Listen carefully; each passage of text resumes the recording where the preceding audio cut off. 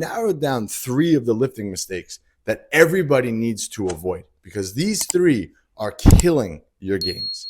All right, so lifting mistake number 1, assuming, especially nowadays, that you need to do optimal exercises. This is the new fad thing. This exercise is optimal, so I need to do this exercise. This exercise is suboptimal. I shouldn't do this. This is big right now with bench press. A lot of people are calling bench press a suboptimal movement. Squats, a suboptimal movement. In lieu of squats, you should be doing a machine squat. In lieu of bench press, you should be doing cable press arounds. Ridiculous. There's no such thing as an optimal exercise. Let's travel back in time. Currently, as I record this, it's 2024. Now, let's go back to early 2000s. 2004, that's kind of like when I started, 2004-ish. Okay, so 2004, who were the big names in the fitness industry? Ronnie Coleman, Arnold Schwarzenegger. All those, Jay Cutler, all those guys. That was the era of bodybuilding at the time. And what did those guys' routines consist of? Heavy compound movements. And that was optimal at the time. Every bodybuilder, when you walked into the gym, everybody did those movements. Everybody.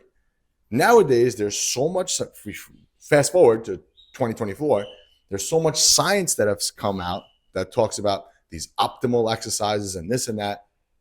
But yet, it seems to me that the average person walking around is actually far less muscular than they used to be back in 2004. When I started in 2004, almost every guy in the gym was jacked. And who was in the gym? Construction workers, people who worked at desks. It didn't matter. But everybody walked around and they were pretty muscular. And they did a lot of suboptimal movements. So there's no such thing as optimal, suboptimal. No, it doesn't happen. It's whatever you feel in the targeted muscle and where you place it in the workout.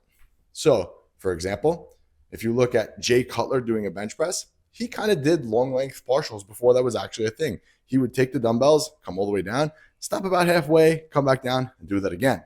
So he was doing long length partials before it was optimal, right? But he's still doing a bench press. So all of these things that come out, they all have their place. So for example, a meat and potatoes chest workout would be the barbell bench press, focusing on getting really strong in that movement, maybe an inclined dumbbell. And then once you're tired, maybe you finish with like a cable press around. So you have to figure out where these things are. So the point that I'm trying to make here is, and the mistake that most people make is, they avoid the suboptimal exercises because this scientific paper on newbie lifters said that you shouldn't do that. And they're leaving so many gains on the table by doing that. Big mistake. So stop assuming that you need to do optimal exercises and just focus on what you feel in the targeted muscle. That goes a long way. And try to keep your routine as basic as possible. Don't get complicated with it. Like I said, rewind to 2004. It wasn't anything fancy in anyone's routine at the time. So keep that in mind. All right. Mistake number 2. More weight equals more muscle. That was a big thing. We rewind to 2004. It was a big thing then. You got to just pile on the weight, It's kind of like what I grew up on. You got to slap as much weight as you can on the bar. That's what's going to help you grow. It is and it isn't. It is in the sense that you're going to recruit more muscles when you utilize more weight, but you have to be able to do that while still keeping tension on the targeted muscle. I'll give you a good example. Heavy barbell curls. Arnold was a component of this. You must do heavy cheek curls. And while heavy cheek curls have their place, the problem is that after a while, you start racking on more and more weight for the barbell curl. You start cheating the weight up. What starts to happen? You start taking the tension off the biceps. And that's not good, because if you want to develop a big set of arms, you need to keep the tension on the targeted muscle. So it's not always about beating the logbook and always trying to maximize how much you can bench. No, it's not. Like, listen, don't get me wrong. It's cool to bench 400 pounds, but you want to look like you bench 400 pounds. So you want to kind of keep that in mind too. So there's definitely a fine balance between it. I'm not saying to avoid adding weight to the bar.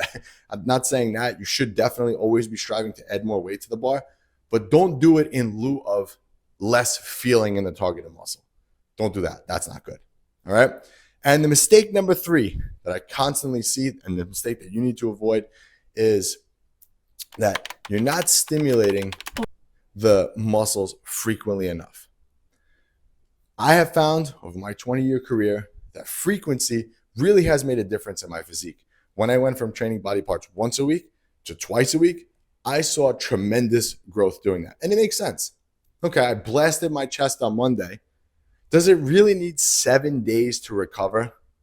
Probably not, right? You're probably good to go anywhere between 3 to 5 days. Right? You're probably good to go again. Instead of having the muscle just sit there for another 7 days.